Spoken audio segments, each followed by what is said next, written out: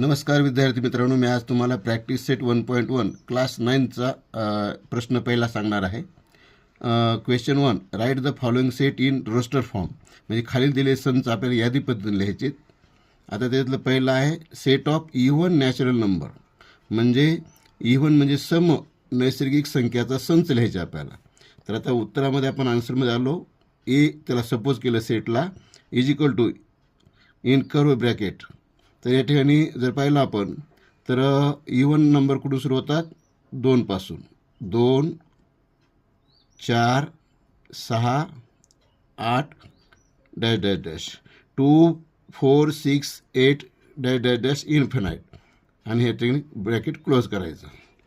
आता या ठिकाणी दुसरा प्रश्न आहे याच्यातला sub question set of even prime number from 1 to 50 म्हणलेलं आहे.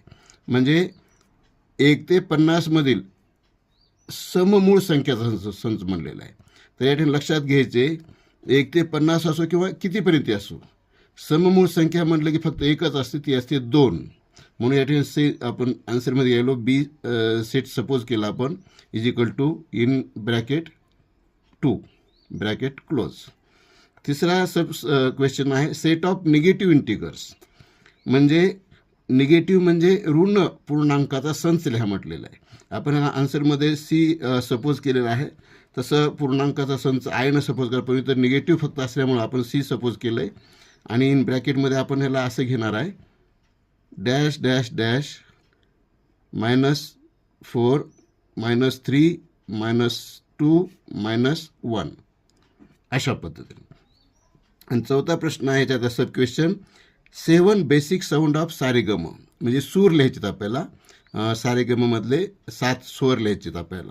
तर यासाठी आपण त्याला डी सेट सपोज केलं आहे. आणि लिहिताना आपण आता लिहिणार आहे पहिला साऊंड आहे सा, दुसरा आहे रे, तिसरा आहे ग, चौथा आहे म, पाचवा आहे प, सहावा आहे ध आणि सातवा आहे नी.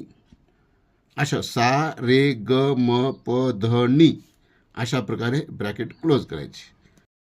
Question 2, right the following symbolic statement in word. म्हणजे खालील जे दिलेले सिम्बॉलिक स्टेटमेंट आहेत ते शब्दात लिहा म्हटलेलं आपल्याला. तर पहिलं सिम्बॉलिक स्टेटमेंट आहे 4/3. हे सिम्बॉलिक स्टेटमेंट आहे. ह्याला आपल्याला वर्ड म्हणून लिहायचे. तर कसं लिहायचं याला 4/3 इज द फॅक्टर